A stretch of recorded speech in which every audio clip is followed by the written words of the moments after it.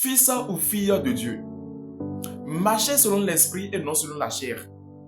Je me rappelle dans le passé que malgré que j'allais à l'église, malgré que je me retrouvais dans les assemblées de croyants et dans les différents programmes que nous avons l'habitude de faire, je me voyais toujours dans les mensonges, dans les moqueries, dans les insultes, dans l'arrogance, dans l'égoïsme. J'étais toujours dans ces folies-là du monde. Ces moments où je devais être animé de compassion avec mon prochain, je faisais plutôt preuve de compassion. Il est écrit dans Galates 5, verset 16 que marchez selon l'esprit et vous n'accomplirez pas les désirs de la chair. Il peut t'arriver à toi aussi, ou bien il t'arrive déjà que malgré que tu as confessé Christ, malgré que tu vas à l'église, tu te retrouves dans les différents programmes de prière, de jeûne, dans les différents programmes de méditation. Malgré tout cela, tu te vois toujours en train de continuer de mentir, de voler, de forniquer. Tu te vois toujours dans l'adultère. Tu te vois toujours en train de jalouser envers ton prochain, en train d'être rancunier, en train d'être haineux envers ton prochain. Tu continues toujours de te masturber. Tu continues toujours de faire ces choses qui attristent le Saint-Esprit. Laisse-moi te dire que si malgré que tu es déjà un chrétien croyant, fervent, tu te vois toujours dans ces actions, dans ces actes qui sont des interdits que Dieu proscrit, c'est tout simplement parce que ta chair est en train de te dominer. Ta chair est en train de te dominer. Et tant que tu ne vas pas te lever et laisser l'esprit te conduire, laisser l'esprit te dominer, laisse-moi te dire que tu vas toujours te voir dans ces péchés-là. Et chaque fois, tu vas revenir pour pouvoir chaque fois demander pardon, ce qui est très grave.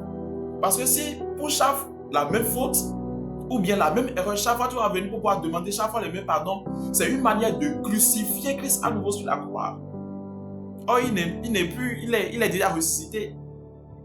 Donc, vous qui, malgré en fait que vous allez à l'église, vous avez déjà confessé Christ, chaque fois, vous vous voyez en train de commettre chaque fois les mêmes erreurs. Lorsque ça va devenir continuel, ces erreurs-là, dont vous avez l'habitude d'aller demander pardon à Dieu, laissez-moi vous dire que vous êtes en train de confesser à nouveau Christ. Vous êtes en train de crucifier, vous êtes en train de crucifier à nouveau Christ. Et ce que vous ne savez pas est que, avant que cela ne soit trop tard, vous devez savoir que ces péchés-là vont vous induire à la chute. Mais lorsque vous allez laisser le Saint-Esprit vous diriger, parce qu'il est écrit dans la Bible que vous allez connaître la vérité va vous affranchir. Et c'est un verset que beaucoup de personnes ne comprennent pas.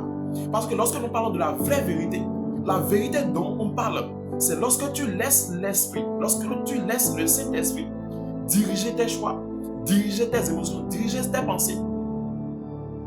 Parce qu'en ce faisant, l'Esprit va te conduire à la victoire. Mais lorsque tu vas te laisser emporter par les désirs de ta chair, laisse-moi te dire que cela va t'induire dans la chute, cela va t'induire dans l'égarement, cela va t'induire dans la perdition. Alors, si tu es tombé sur cette vidéo, laisse-toi, abandonne-toi au Saint-Esprit. Abandonne-toi au Saint-Esprit. Et il faudrait que tu proclames chaque jour sur ta vie que tu es guidé par le Saint-Esprit. Que la chair n'a pas le contrôle sur toi. Parce que les désirs de la chair sont contraires aux désirs de l'Esprit. Marchez selon l'Esprit et vous n'accomplirez pas les désirs de la chair. Que Dieu te bénisse. Toi qui es tombé sur cette vidéo, je prie que le Saint-Esprit te fortifie et te garde et t'amène à marcher avec lui. Parce que la marche avec le Saint-Esprit n'a autre conséquence que la victoire. Et tel que la parole le dit, nous irons de victoire en victoire. Que Dieu vous bénisse.